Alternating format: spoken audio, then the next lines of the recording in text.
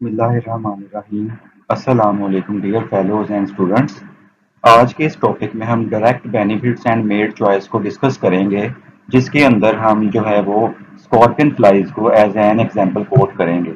इसमें हम देखेंगे कि किस तरह से स्कॉर्पियन फ्लाइज के अंदर जो है वो मेट को जो है वो चॉइस किया जाता है, मतलब अपने पार्टनर को सिलेक्ट किया जाता है। और आपको जैसे पता है कि जो स्कॉर्पियन फ्लाइज हैं बेसिकली उनका जो ऑर्डर है वो मिकोप्टेरा है, जिसका मतलब बनता है लॉन्ग विंग्स, मतलब लंबे परों वाले जो है वो ऐसे इंसेक्ट्स हैं ये। अब ये इनका जो है ऑर्डर जो है वो मिकोप्टेरा आ जाता है। और इसके अंदर तकरीबन तकरीबन बताया जाता है कि 600 से ज़्यादा जो है वो स्पीशीज पूरी दुनिया के अंदर पाई जाती हैं और इनकी टोटल 9 फैमिलीज हैं। तो मिकोप्टेरन्स को ही फिर अक्सर जो है वो स्कॉर्पियन फ्लाइज का भी नाम दे दिया जाता है। तो स्कॉर्पियन फ्लाइज का बड़ा ही इंटरेस्टिंग टॉपिक आज के इस लेक्चर के अंदर हम डिस्कस करने जा रहे हैं।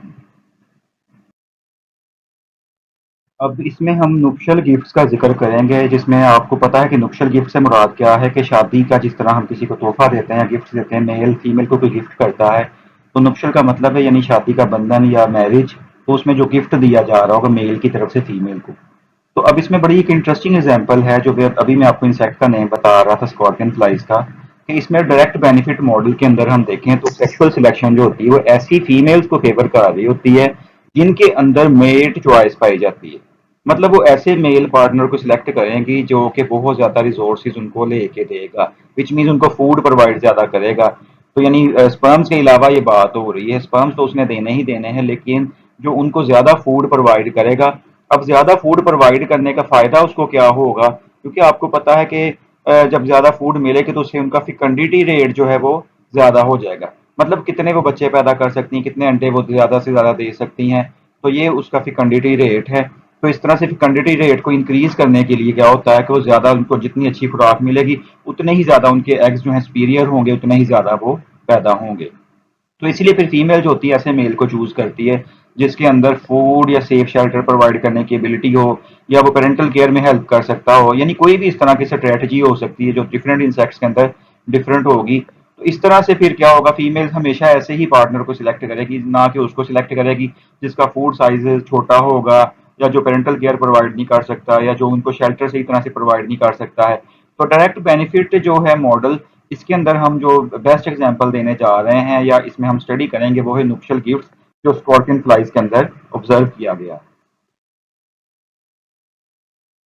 अब इसमें देखें जी कि डायरेक्ट बेनिफिट या नुक्शल गिफ्ट्स के अंदर रैंडी थॉर्नहिल और उसके कुछ कोलीग्स थे, उन्होंने अपने एक हाइपोथेसिस को टेस्ट किया। वो देखना चाहते थे कि क्या जो है वो मेल जो है उसकी खुराक देना फीमेल को ज्यादा क्या फीमेल की प्रेफरेंस को चेंज करता है या नहीं करता है। तो उसके लिए उन्होंने क्या किया, उन्होंने कहा है कि जो मेल डायरेक्ट बेनिफिट प्रोवाइड करता है, यानी जितने बड़े साइज का जो है वो इंसेक्ट या फ्लाइज या बीटल्स को स्कॉर्पियन फ्लाइज के अंदर दे रहा होता है फीमेल को, वो फीमेल के रवैये को इफेक्ट करती है और फीमेल को वो कोर्टशिप में जो है ना वो उसके मतलब एक्सेप्ट उसको कर लेती है। तो इस तरह से उन्होंने अपने इस तजर्बे को लेबोरेटरी में भी किया, फील्ड में भी किया। और स्कॉर्पियन फ्लाइज जो थी जिनका साइंटिफिक नेम है हाइलोबिटेकस एपिकैलिस, तो इनको उन्होंने स्टडी किया। उन्होंने देखा कि फीमेल स्कॉर्पियन फ्लाइज हमेशा अपने मेल्स को जो है वो मेल पार्टनर को उसको चूज करती हैं कि जो ज्यादा से ज्यादा बड़ा जो है प्रे आइटम लेके उनके पास आता है। अब प्रे आइटम में क्या क्या चीजें हो सकती हैं, उसमें एफिड्स हो सकते हैं जिसे तेला कहा जाता है, फ्लाइज हो सकती हैं, बीटल्स भूनरे हो सकते हैं, या और भी ज्यादा जानदार भी हो सकते हैं। अब ये कोर्टशिप प्रोसेस के अंदर यानी वो चीजें लेके आएगा, विच मीन्स का मेटिंग से पहले जो है फीमेल को अट्रैक्ट करने के लिए जो है वो मुख्तलिफ स्ट्रेटजीज जो मेल यूज करते हैं। वो बर्ड्स के अंदर भी हो सकता है, इंसेक्ट्स के अंदर भी, या किसी और एनिमल के अंदर भी, उसको कोर्टशिप बिहेवियर कहा जाता है। यानी जिसमें कपल जो होता है वो रोमांटिक रिलेशनशिप को डेवलप कर लेता है बिफोर मैरिज। तो इस तरह से फिर उसमें कोर्टशिप प्रोसेस के दौरान वो नुक्शल गिफ्ट देते हैं फीमेल को, जो कि फीमेल उसको कंज्यूम कर रही होती। तो इससे फिर क्या होता है कि वो जो गिफ्ट दिया जा रहा है खुराक की शक्ल में, वो डायरेक्ट बेनिफिट दे रही होती है फीमेल को।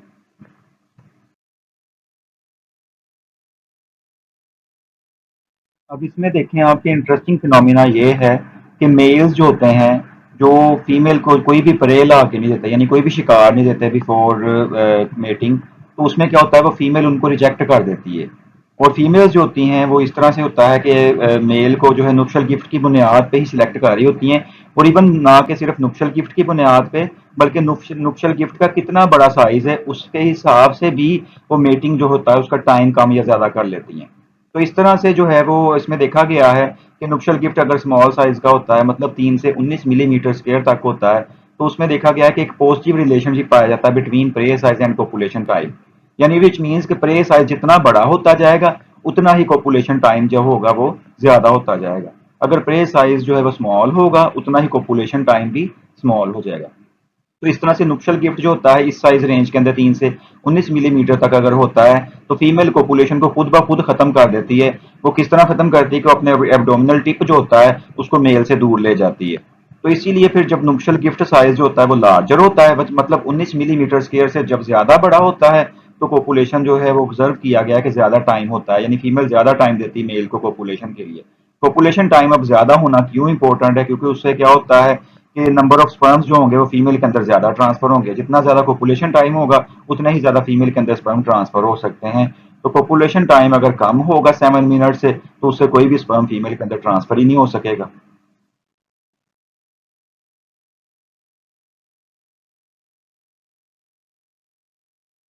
अब इसमें आपके माइंड में भी सवाल आता होगा कि नुक्शल गिफ्ट जो है वो ज्यादा बड़ा साइज का क्यों होना जरूरी है। तो अब फीमेल क्यों यानी कि बड़े गिफ्ट को लेना प्रेफर करती हैं एज कम्पेयर टू कि स्मॉल गिफ्ट हो या बिल्कुल ही ना हो। तो बड़ा गिफ्ट फीमेल को क्या फायदा देता है। तो ये मुख्तलिफ रिसर्च ही सामने आई, उसमें फिर पता चला कि फीमेल जो ऐसे मेल को प्रेफर करती है जो बड़ा नुक्शल गिफ्ट देता है, तो उसका नतीजा ये निकलता है कि वो ज्यादा अंडे पैदा करेगी, क्योंकि उसको खुराक ज्यादा मिलेगी ना।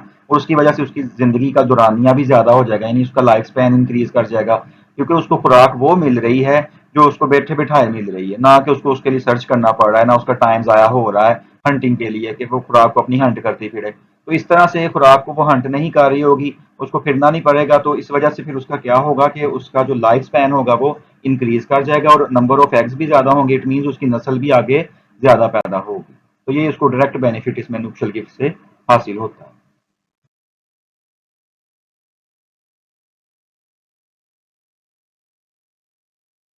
अब इसमें इंटरेस्टिंग बात एक ये सामने आई कि जो सिलेक्शन प्रेशर मेल्स के ऊपर था कि वो बड़े से बड़ा नुक्शल गिफ्ट फीमेल को दें, उसका नतीजा ये निकला कि मेल्स जो थे उन्होंने एक दूसरे का जो है वो लार्जर प्रे जो था उसको चोरी करना शुरू कर दिया। अब उससे एक स्टडी में थॉर्न ने देखा कि 345 केसेस उसने ऐसे देखे कि जिसमें जो शिकार मेल लेके आता था वो दूसरा मेल जो था वो उसको चोरी कर लेता था। अब वो चोरी कैसे करता था, उसके लिए फिर उसने एक फॉलो अप स्टडी की जिसमें उसने देखा कि जो मेल्स होते थे वो क्या करते थे, वो फीमेल के जो रवैया होता था उसको वो क्या करते थे, मिमिक करते थे, जिसकी वजह से वो दूसरे मेल से क्या होता था, उनका जो प्रे होता था उसको चोरी कर लेते थे और फिर वो फीमेल को जाके दे देते थे। यानी नतीजा क्या निकला कि मेल्स ने क्या किया, फीमेल के साथ मेटिंग करने की खातिर दूसरे जो मेल थे जिनके पास बड़े साइज का जो है था वो प्रे होता था, वो उनसे चोरी करना शुरू कर दिया। तो अब ये थॉर्न हिल का जो वर्क है उससे ये पता चलता है कि फीमेल ना सिर्फ मेल के अंदर जो है वो रिसोर्सेज की बुनियाद पे मेल्स को सिलेक्ट कर रही होती हैं, बल्कि वो ये भी बताता है कि मेल जो है उनके पास कौन कौन सी स्ट्रेटजीज हैं कि जिसकी वजह से वो फॉरेजिंग या मीटिंग बिहेवियर को अपने अडाप्ट करते हैं। मतलब फॉरेजिंग बिहेवियर आप समझ सकते हैं कि अपने जो है वो प्रे को सर्च करना यानी हंट करने के लिए जो भी स्ट्रेटजीज मेल्स यूज कर रहे होते हैं या जानदार यूज करते हैं वो उसका फॉरेजिंग बिहेवियर होता है। तो उसके लिए क्या क्या स्ट्रेटजीज होंगी वो भी आहिस्ता आहिस्ता उसको भी शेप मिलना शुरू होगी, मतलब वो भी चेंज होना शुरू होगी with the passage of time based on this selection pressure. अब इस स्लाइड के अंदर आप एक स्कॉर्पियन फ्लाई देख सकते हैं जिसने नुक्शल गिफ्ट अपने माउथ के अंदर पकड़ा हुआ है। तो बेसिकली ये इस तरह की मॉर्फोलॉजी है स्कॉर्पियन फ्लाई की जो आपको नजर आ रही है।